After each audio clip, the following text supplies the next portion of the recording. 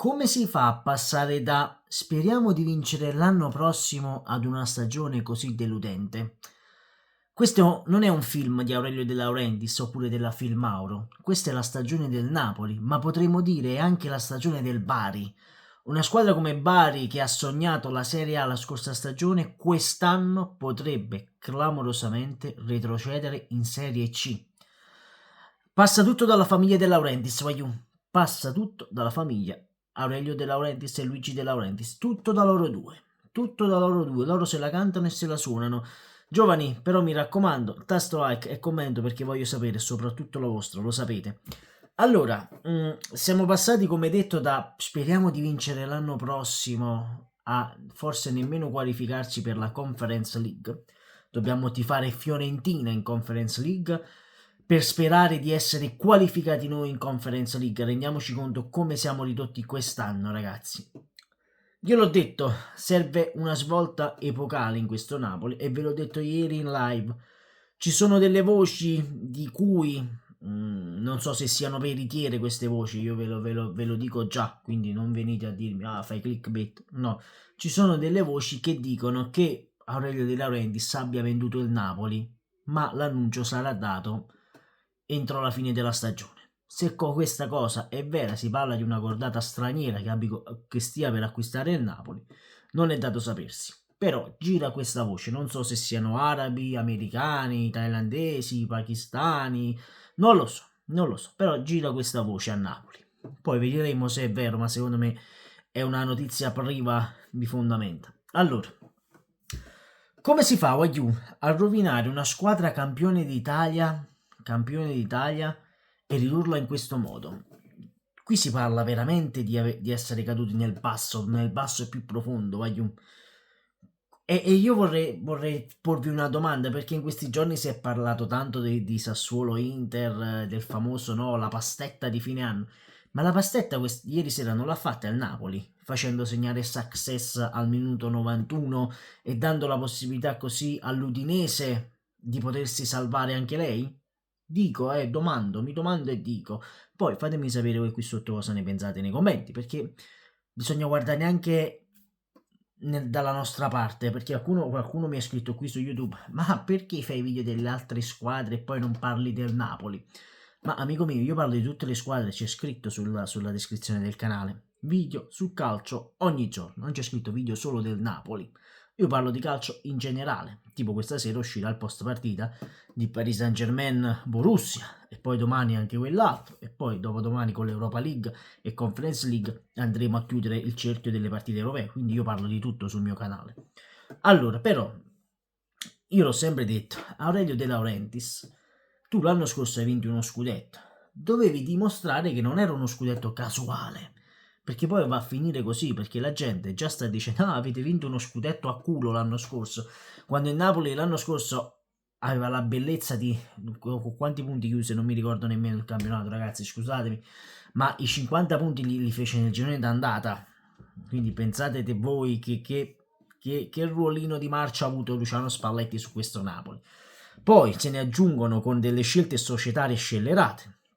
Vendi Kim, a gennaio hai venduto Elmas, hai mandato via Gaetano in prestito, cioè ci sono tante cose che non funzionano e non hanno funzionato e non funzioneranno nemmeno l'anno prossimo. L'unico che si salva in questa stagione potrebbero essere 3 giocatori: Lobotka, Osimhen e Kvara. Osimhen te lo venderai e quindi, no scusate, facciamo questo perché sennò poi faccio il gesto brutto. Osimhen te lo venderai e noi dobbiamo ripartire da Kvara e Lobotka, da questi due giocatori. Da questi due, facciamo così, da questi due giocatori. Se tu mi riesci a portare un attaccante che ti faccia gli stessi gol che ti fa Osimhen, perché Osimhen vai 15 gol in campionato li ha fatti, 15-16 ma non mi ricordo di preciso, e li ha fatti in una stagione di merda, e prendete presente che Osimhen è stato fermo per infortunio con la Coppa d'Africa, perché sennò poteva vincere anche la classifica cannonieri quest'anno, con una squadra di merda che non gioca a calcio, perché questo Napoli non gioca a calcio, voglio. Da Garcia a Mazzarri e Calzona non ha mai giocato a calcio. Ragazzi, ha voglia di dire, ma qui si parla, io l'ho sempre detto, il pesce puzza dalla testa. Chi è che fa? De Laurentiis. E qui mi dispiace tutti per gli Aurelio De Laurentiis Boys, i Papponi Boys, ma è così, voglio. La colpa in principio è del presidente, ma stessa cosa come è successa a Bari, voglio, è del presidente. Il Bari che addirittura ha venduto tutti ha venduto e sono andati in conferenza stampa e dissero il Bari quest'anno è più forte della passata stagione. Cioè ragazzi, ma siete seri? Siete seri? Avete rovinato 2 piazze nel giro di un anno, Bari e Napoli, ma come cazzo fate a dormire la sera tranquilli dicendo no, cazzo me ne fotto tanto io i soldi li piglio uguali, come me ne fotto? Cioè ragazzi, ma veramente stiamo messi così male? E io guardate, ve lo dico, che se il Bari va in Serie C, io penso che a Bari scoppia il putiferio, ma mi sembra anche giusto, perché la famiglia De Laurentiis ha rovinato 2 piazze, non una, 2 piazze quest'anno. E per mettere a posto le cose ci vorrà molto tempo, voglio. Non vi credete che il prossimo anno cambia allenatore, abbiamo risolto, non c'è problemi, l'anno prossimo cambiamo allenatore, perché non funziona così.